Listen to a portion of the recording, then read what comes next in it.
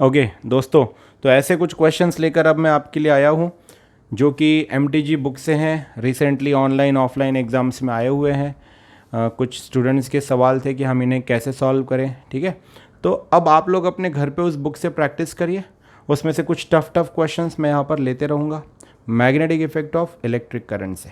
ठीक है, देखते हैं कि क्या हमने ऐसा टाइप पढ़ा है या मैं ऐसे ही पढ़ा दे रहा हूँ। ठीक है, तो दोस्तों हमने पढ़ा हुआ है कि किसी भी रिंग के इस तरीके से अगर हम इस पॉइंट पे मैग्नेटिक फील्ड देखें तो हमने उसको पढ़ रखा है पहले। ठीक है, हमने क्या पढ़ा है, उसका फॉर्मूला बताइए। Mu zero I R square upon twice R square plus X square whole to the power 3/2। I hope आप लोगों को ये याद होगा, मैं आप लोगों को ये पढ़ा चुका हूँ।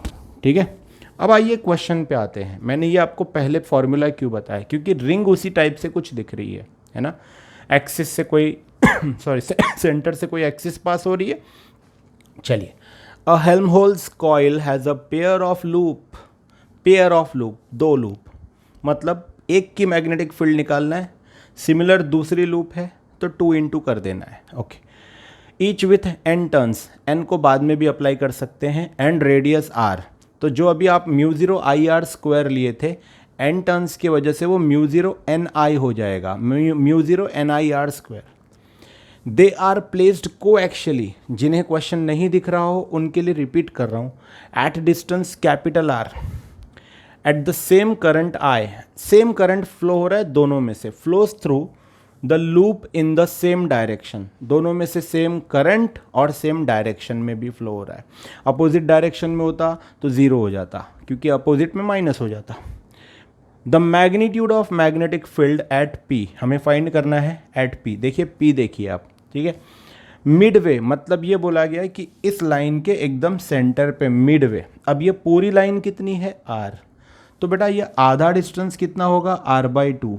शायद आप समझ गए, ये आधा कितना होगा, r/2। अब आप समझ गए, ठीक है। Between the centres A and C is given by, अब ए और सी का सेंटर कहाँ कहाँ लिया हुआ है, let me check it in the question please. Yes, this is centre A and this is centre C. Okay, अब हमारा क्वेश्चन कंप्लीट हो चुका है। चलिए हम इसका सॉल्यूशन भी देख लेते हैं। पहले तो हम ये डिसाइड कर लेते हैं कि एक रिंग से जब उसके सेंटर से कोई एक्सिस जाती है तो मैग्नेटिक फील्ड क्या होती है। मैग्नेटिक फील्ड होती है mu zero I R square upon twice bracket के अंदर R square plus X square whole to the power 3/2। यही है हमारा बेसिक फार्मूला, सबसे ज़्यादा बेसिक फार्मूला। इंक की इशू हो रही है, एक सेकेंड मैं दूसरा पेन ले लेता हूँ। सो जब आप ये सॉल्व कर रहे हो तो आपको यहाँ पे पता होना चाहिए कि x क्या है। दोस्तों ये होता है x, उस पॉइंट तक का डिस्टेंस, और ये होता है r, ये r और x, तो ये x होता है और ये r होता है। ठीक है, हमारा जो x है हम एक रिंग के वजह से ले रहे हैं इस पॉइंट पे, तो हमारा x होगा r/2, है ना, और रेडियस होगा r।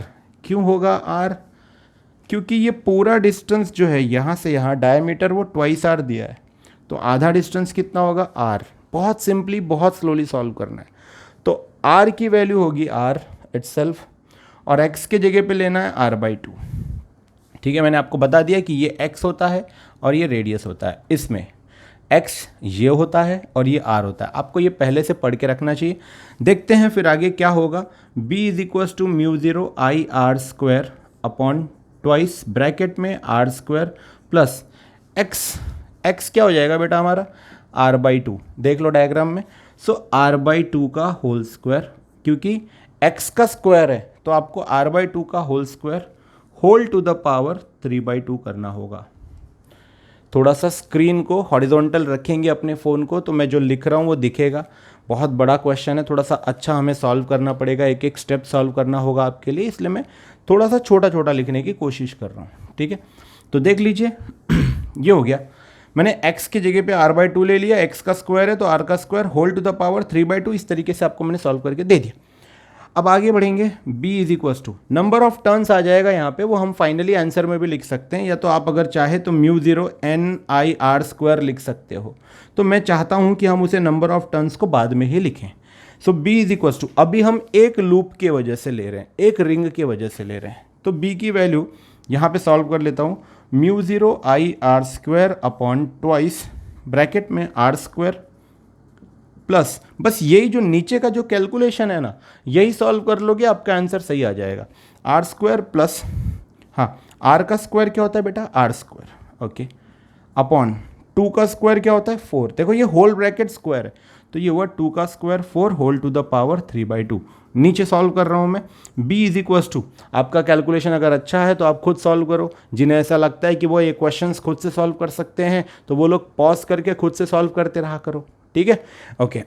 b is equals to μ0 I R square upon twice bracket, ये देखिए क्रॉस मल्टीप्लाई कर लीजिए आप लोग, तो ये हो गया 4r square plus R square upon 4 whole to the power 3/2, okay.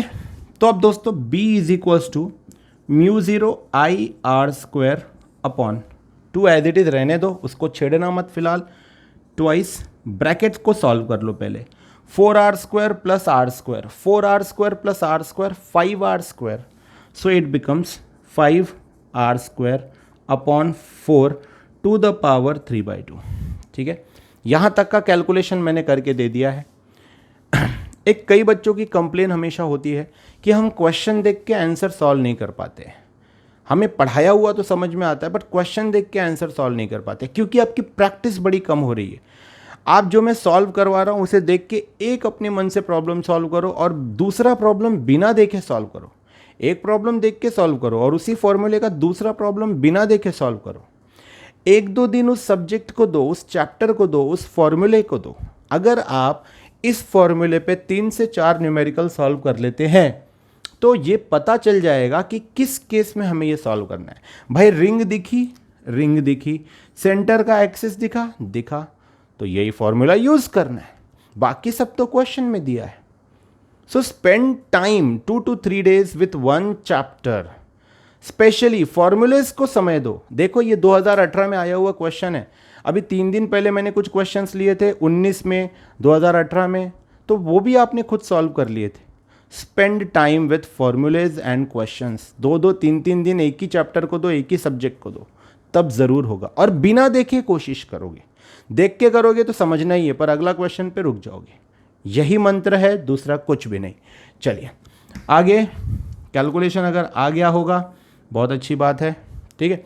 अब दोस्तों ये देखो, मान लो 5 को ले लेते हैं a, r को b, 4 को c, तो a इंटू बी का square upon C whole to the power 3/2 है, तो a का पावर भी 3/2, b के स्क्वायर का पावर भी 3/2 और c का पावर भी 3/2। ये 3/2 इन तीनों को जाना चाहिए, याद रहे, तभी कैलकुलेशन समझेगा, okay. b is equals to μ0 I R square, ये रहा आपके सामने ट्वाइस। अब देखो मैं इसे कैसे तोड़ने वाला हूँ, तो मैं 5 को लिखता हूँ 5 3/2, 5 टू द पावर 3/2। अब मैं आर स्क्वायर को क्या लिख रहा हूँ, देखो R square whole to the power 3/2, वो स्क्वायर था इसलिए मैंने उसको एक छोटा ब्रैकेट दे दिया, upon 4 to the power 3/2। Accepted, समझ में आ जाए, एक्सेप्ट कर लो उसे कि हाँ हमें समझ में आ रहा है। तो देख लीजिए, अब आप क्या कर सकते हैं, इन्हें कुछ सॉल्व मत करिए, आपको 5 टू द पावर 3/2 के 2 ऑप्शन दिख रहे हैं, देखिए ऑप्शन बी भी दिख रहा है, ऑप्शन सी भी दिख रहा है, बट अभी हम परफेक्ट नहीं है तो हमें वहाँ पहुँचना होगा। तो 5 टू द पावर 3/2 को सॉल्व ना करो, नहीं तो लगाने बैठ जाओगे उसका क्यूब और स्क्वायर रूट, ओके। देखो दोस्तों, पहले इसको मैं अलग से आपके लिए सॉल्व कर लेता हूँ, और इसको R square to the power 3/2 जब आप करते हो तो ये 2 कैंसिल होता है और ये बचता है आर क्यूब। क्या बचता है, आर क्यूब। तो क्या कहते हो, R square to the power 3/2 को हटा के मैं क्या लिख सकता हूँ, आर क्यूब, ओके। ऊपर है आर स्क्वायर, नीचे है आर क्यूब, समझ रहे हैं। सो आर स्क्वायर और यहाँ से आर स्क्वायर कैंसिल, नीचे एक आर बचेगा। फिर भी हमें प्रॉब्लम है 5 to the power 3/2 R, 5 to the power 3/2 R, अभी भी हम आंसर के पास पहुँचे नहीं है, तो हमें और सॉल्व करना होगा। मतलब ये आर स्क्वायर गया और यहाँ से आर क्यूब में से भी आर स्क्वायर गया, आर बचा। मैं बहुत इजीली जा रहा हूँ, अब मैं इसको सॉल्व कर देता हूँ आपके लिए, ठीक है। 4 टू द पावर 3/2 मतलब हुआ 4 टू द पावर 3 इंटू 1/2, ऐसा होता है, 3 1 जा 3, 4 का क्यूब क्या होता है बेटा 64, 4 का क्यूब 64 टू द पावर 1/2, 64 का स्क्वायर रूट होता है 8। अभी भी आप मत जाना सॉल्व करने ये सोच के कि हमने आंसर कर लिया, एक लूप नहीं 2 लूप है, 2 लूप है। So wait for it, wait for the end, घाई गड़बड़ में ऑप्शन मत सिलेक्ट कर दो, ठीक है। ओके तो हमने 4 टू द पावर 3/2 सॉल्व कर लिया, 4 टू द पावर 3/2 सॉल्व कर लिया, जिसकी वैल्यू क्या आ रही है 8। तो let me clear it out, yes 8 ही होनी चाहिए, देखेंगे बाद में हम लोग। सो ये हो गया 4 टू द पावर 3/2 सॉल्व कर दिया है मैंने, जो कि क्या आया है 8। अब आप लोग इसे बहुत अच्छे से आसानी से सॉल्व कर सकते हो। μ0I/1, यहाँ अपॉन में कुछ नहीं था तो अपॉन 1 ले लिया, होल अपॉन नीचे की सारी टर्म ले लो, 2 × 5 to the power 3/2 × r whole upon 8। अब इनको आप घुमा उमा लो, जैसे आप घुमा सको घुमा लो, ठीक है। डिवीजन का मल्टीप्लिकेशन, मल्टीप्लिकेशन का डिवीजन, इसे सॉल्व करना नहीं है, इसे 2 1 जा 2 4 जा कर दो, 2 1 जा 2 4 जा कर दो, कर सकते हो। दिस इज 2 1 जा 2 4 जा, तो ये भी सॉल्व हो गया, ये आ गया 4, ये हट गया। 5 टू द पावर 3/2 × r, 4 जाएगा ऊपर, समझ गए अब आप लोग मेरी बात को। तो जब आप ये सॉल्व कर लेते हो तो आपको b की वैल्यू मिलनी चाहिए 4 μ0I/r², मैंने पहले सॉल्व करके रख लिया हुआ है, 5 टू द पावर 3/2 × r³। देखिए हम लोग इसको पहले सॉल्व करते हैं, जब इसको पहले सॉल्व किया गया है तब आपको पढ़ाया जा रहा है। तो कहने का अर्थ ये है कि आपको भी किसी भी क्वेश्चन को देख के पहले उसके फॉर्मूले को अपनी लिस्ट में से ढूंढना चाहिए कि कौन सा मैच करेगा। इसके लिए मैंने जितना भी टॉपिक पढ़ाया है वो आपके पास रिटर्न में होना चाहिए, नहीं है तो जिसके पास है उनसे मांगो, ऑनलाइन ही तो है, PDF भेज देंगे आपको, फ़ोटो ही तो लेना है, मांगो, अपना चार्ट बनाओ टॉपिक वाइज, अपने हिंट लिखते जाओ कि इस फॉर्मूले में जब रिंग है, सेंटर से एक्सिस है, तो ये टॉपिक लगना है। बाकी तो अपने आप सॉल्व होता जा रहा है। मैंने सिर्फ शुरुआत की है कि x की जगह पे r/2 लगा दिया है, बाकी तो पूरा सॉल्व होते जा रहा है क्योंकि सब क्वेश्चन में ही दिया था, ठीक। तो जितना कुछ मिस हुआ है वो सब लाओ, कैप्चर करो, इकट्ठा करो, चार्ट बनाओ, भिड़ जाओ, सॉल्व करने से ही होगा। Right, this is B। Now this B is not final B, this is only for 1 loop. हमने एक लूप लेके सॉल्व किया है, पर यहाँ टोटल ऐसे 2 लूप है जिनमें सेम डायरेक्शन में करंट फ्लो हो रहा है और same magnitude of current flow हो रहा है, मतलब जितनी इसकी मैग्नेटिक फील्ड होगी उतनी ही इसकी होगी। एक की मैग्नेटिक फील्ड ये आई, तो 2 की करने के लिए तो B net is equal to 2 × B, और जैसे ही आप 2 × करते हो तो B की ये रही value 4 μ0I/r² upon 5 to the power 3/2 r³। और 4 टू द क्या होता है बेटा 8 होता है, तो 4 to the 8 μ0I/r² upon 5 to the power 3/2 r³। ये हमने पहले यहाँ सॉल्व कर लिया था, ये देखो ये r² था, ये r³ था, तो ये एज इट इज़ यहाँ पे आ चुका है, कंफ्यूज मत होना, r² r³ यहाँ पे आ चुका है, ठीक है।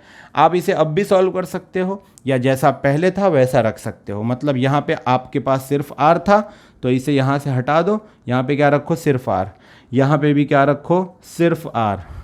सो 8 μ0I 5 to the power 3/2 r कौन सा है, 8 μ0I 5 to the power 3/2 r, साथ में n है, मैंने बोला था n number of turns use कर सकते हो। सो μ0ni ये रहा हमारा option, option C is correct. Online 2018 JEE 4 marks देख लीजिए आपको कितने इजीली मिल जाते हैं, चलिए जल्दी से नोट कर लीजिए।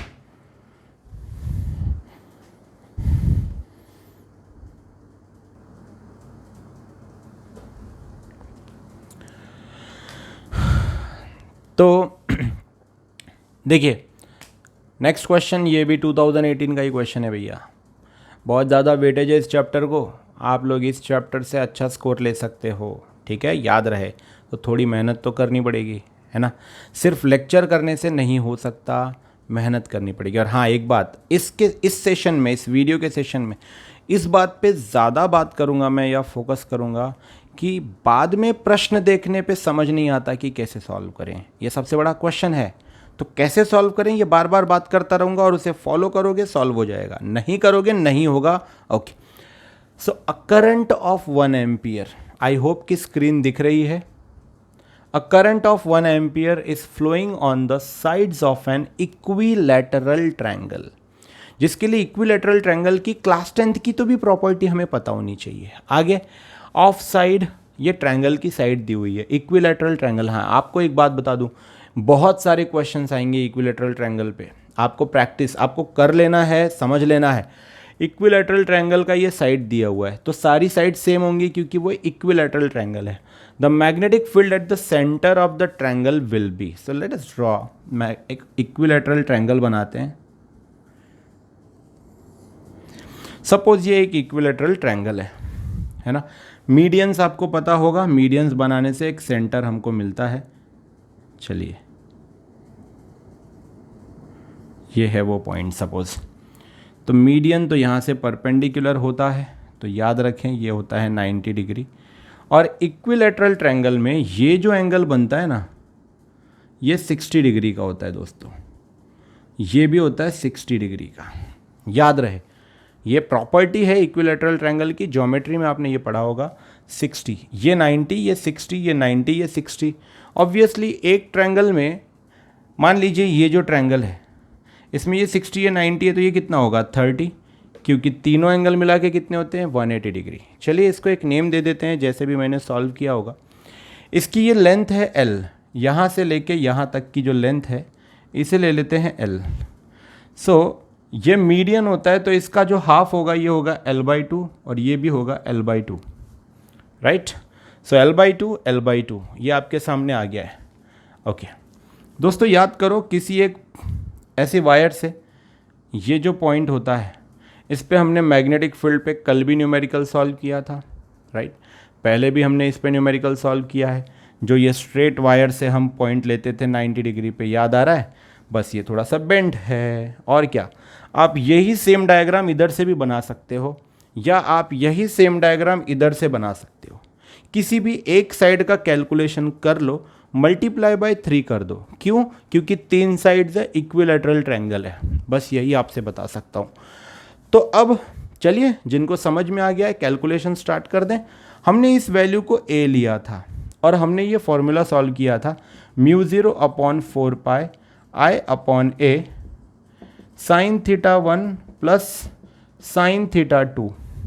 अब कह दो भाई कि ये फॉर्मूला नहीं पढ़ाया था, और सर इसे कैसे पहचानना है कि वही फॉर्मूला लगाना है? बता तो दिया कैसे पहचानना है कि ट्रायंगल के सेंटर पॉइंट पे, सेंट्रॉइड पे यहाँ बोला हुआ है तो ऑब्वियसली ये एक सीधी लाइन है और ये उसका देखिए 90 डिग्री पे ये पॉइंट है, तो जिसके लिए हम ये फॉर्मूला पढ़ते हैं। इक्विलैटरल ट्रायंगल में उसको कन्वर्ट कर दिया, इंटू 3 कर दो। रेक्टेंगल पढ़ाया था, स्क्वायर पढ़ाया था।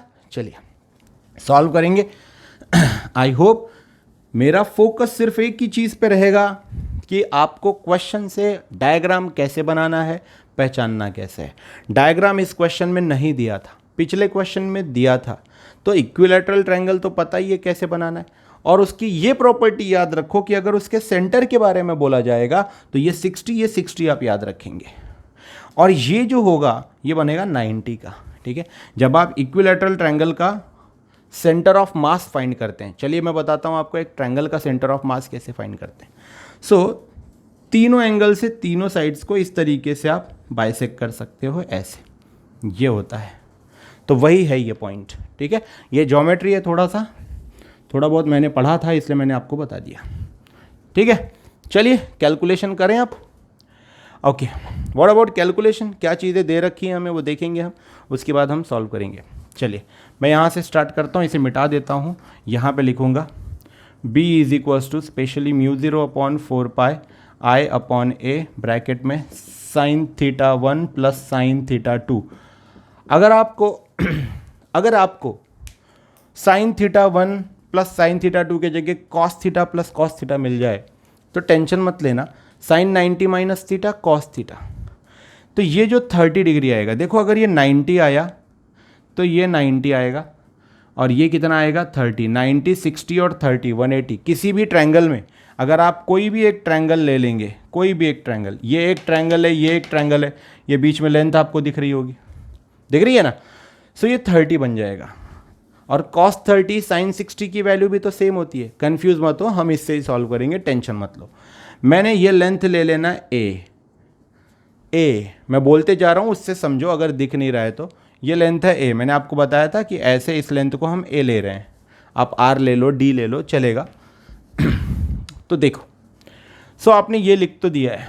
अब आपको म्यू ज़ीरो की वैल्यू पता है, 4 pi into 10 to the power -7, 4 pi cancel हो जाता है, तो बी कितना आता है 10 to the power -7 into I is given 1 ampere 1 upon 4। देखो 4 पाई तो कैंसिल हो गया था ना, समझे क्या। Mu zero 4 pi into 10 to the power -7 into 1, नीचे भी है 4 पाई, तो 4 पाई तो मैंने कैंसिल कर दिया था ना, इसलिए उसे हटा दिया। 10 to the power -7 upon a into sine theta 1 plus sine theta 2। Theta 1 is 60 degree, theta 2 is 60 degree. 60 same ही वैल्यू है, √3/2, साइन 60 √3/2, तो यहाँ आएगा √3/2 प्लस √3/2। अब √3/2 प्लस √3/2 का मतलब क्या हुआ, 2 इंटू √3/2। भाई √3/2 दो बार है ना, तो 2 इंटू √3/2 मतलब 2 exactly cancel. Now the main big operation is about a, what to do with a. It's very simple. Whenever you find a right angle triangle, 90 degree triangle, operate tan theta, sin theta, cos theta। इनकी इस्तेमाल करिए आप। अगर आप उनका इस्तेमाल करेंगे तो सॉल्व हो जाएगा। हमने ये क्या खजूर खाने के लिए रखा है L/2, इसका इस्तेमाल करेंगे। देखिए हमें एक लेंथ दे रखी है ट्रायंगल की, एक साइड की लेंथ, ये जो पूरी L है, L length is equals to 4.5 into 10 to the power -2, और ये जो आधा बचा है ये L/2 है।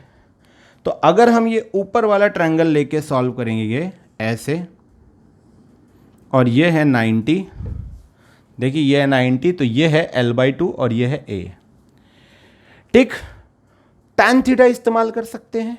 tan थीटा का फॉर्मूला होता है अपोजिट अपॉन एडजेसेंट। हमने ये थीटा लिया हुआ है 60, तो अपोजिट अपॉन एडजेसेंट। चलिए अप्लाई करिए, आप लोगों को वैल्यू मिल जाएगी। जो भी वैल्यू मिले उसे सॉल्व करिए, tan 30 tan थीटा जो भी वैल्यू मिले उसे सॉल्व करिए, और फिर आप मुझे वैल्यू बताइए, जिससे आपको b की वैल्यू मिल जाएगी। आप a की वैल्यू यहाँ से उठा सकते हैं, समझ गए। या आप अगर चाहें दोस्तों तो sin theta 1 plus sin theta 2 के जगह cos theta 1 plus cos theta 2 ले सकते हैं, लेकिन तब थीटा होगा 30, वो मैंने समझा दिया है, क्योंकि sin 60 की जो वैल्यू है वही cos 30 की वैल्यू है। Okay, so stay focused. ठीक है, सो अभी हमारा थीटा ये है, तो अपोजिट ये रहा अपॉन एडजेसेंट। चलिए बताइए क्या आना है, क्या आना है। सो अपोजिट अपॉन एडजेसेंट ले लेते हैं, tan थीटा। अगर हम 30 लेते तो क्या करते, 30 लेते तो अपोजिट ये होता, एडजेसेंट ये हो जाता। ठीक है, कंफ्यूज नहीं होना है, आप वैसे भी सॉल्व कर सकते हो। Sine 90 minus theta cos theta, मतलब देखो मैं आपको प्रूफ करके दिखाता हूँ। चलिए प्रूफ करके दिखाता हूँ। यहाँ पे मैं ले लेता हूँ cos theta 1 plus cos theta 2। ये सारे केसेस में नहीं, ये इक्विलैटरल ट्रायंगल के केस में आप कर सकते हो।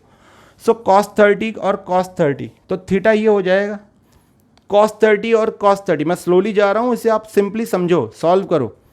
सो कॉस 30 कॉस 30, कॉस 30 भी √3/2 होता है, तो 2 इंटू √3/2 हो जाएगा। चलिए tan थीटा बताइए।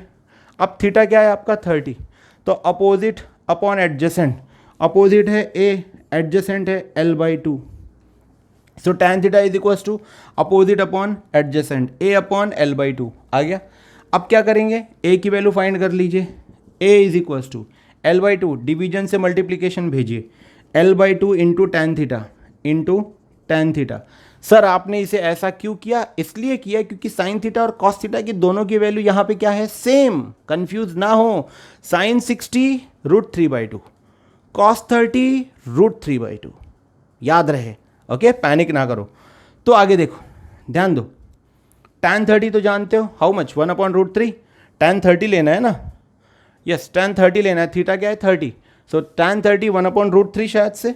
सो यहाँ पे आएगा tan थीटा की जगह tan 30, तो ये हो जाएगा L/2 into tan 30 is equals to a, और tan 30 1/√3, so L/2 into 1/√3 is equals to a. मैंने tan 30 की वैल्यू पुट कर दी बस 1/√3, L1 ज़ा L, 2 into √3, 2√3 is equal to ए।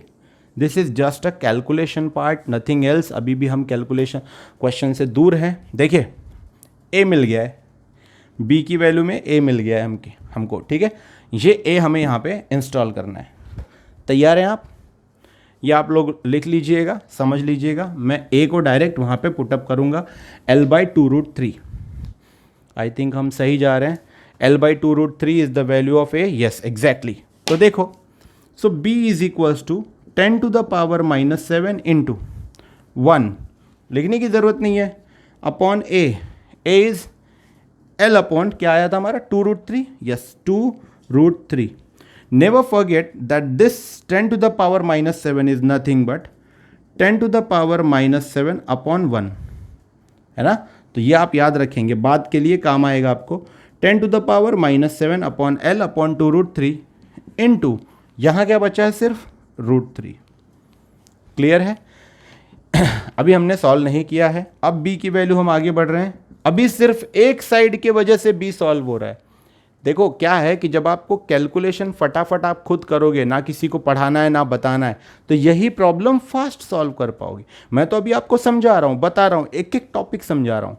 तो b is equals to 10 to the power -7 upon 1 whole upon, yes, L upon 2√3। जो बच्चे solve करके बैठ गए हैं, बहुत अच्छी बात है। मैंने बताया था पहले एक साइड का फाइंड करो, फिर इंटू 3 कर दो बस। सो इंटू √3 भी है साथ में, इंटू √3। अब ये चीज़ डिवीजन से कहाँ जाएगी, मल्टीप्लिकेशन। तो आपको पता है कि क्या होने वाला है, ठीक है, पता है ना क्या होने वाला है। चलिए बताइए, b is equals to 10 to the power -7 into √3 into L upon 2√3, उल्टा चला जाएगा। बताओ, 2√3 अपॉन L। शायद आप समझ गए मैं क्या बता रहा था। 2√3 अपॉन L। मैंने सही सॉल्व किया है, यस मैंने सही सॉल्व किया है। पहले आप देख लो। अब आप L की वैल्यू को देख के कंफ्यूज नहीं होना, क्योंकि L तो दिया है 4.5 into 10 to the power -2। Tension नहीं लेने का। मैंने क्या बोला, हमने ये फॉर्मूले में वैल्यूज पुटअप किया। यहाँ तक तुम लोग इजी थे, बस a की वैल्यू हमने tan थीटा यूज़ करके फाइंड किया, और वही a की वैल्यू सब्सटीट्यूट किया, a की वैल्यू सब्सटीट्यूट किया, कैलकुलेशन को एकदम स्ट्रिक्टली फॉलो करते हुए किया। सो b की वैल्यू हमारे पास में आने वाली है, देखिए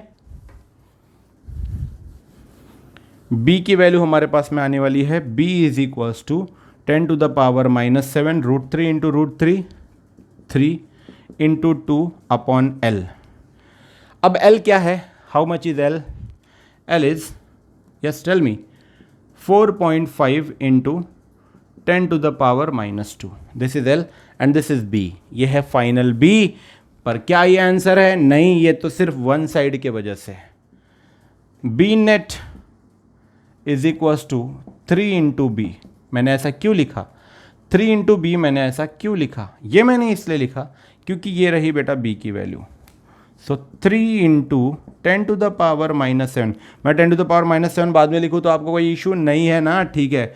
सो पहले इनको लिख लेता हूँ, 3 into 2 into 10 to the power -7 upon 4.5 into 10 to the power -2। बेटा 3 3 क्या होता है 9। हम सही सॉल्व कर रहे हैं ना, यस एग्जैक्टली हम सही सॉल्व कर रहे हैं। 3 3 क्या होता है 9।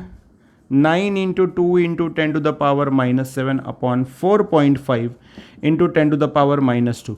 -2 को ऊपर भेज दो, उसका लोचा ही खत्म हो जाएगा। -2 ऊपर गया, +2, -7 और +2 -5। So here you got 10 to the power -5। Okay, 4.5 1 जा, 4.5 2 जा, 4.5 1 जा, 4.5 2 जा 9 होता है, और 2 2 क्या होता है 4। तो 4 into 10 to the power -5। I think there is an option with this. मिलना चाहिए भाई, मेहनत बेकार जाएगी। ये रहा। सो हमने ये भी क्वेश्चन सॉल्व कर लिया है दोस्तों। इसे भी नोट डाउन कर लीजिए, एकदम अच्छे से नोट डाउन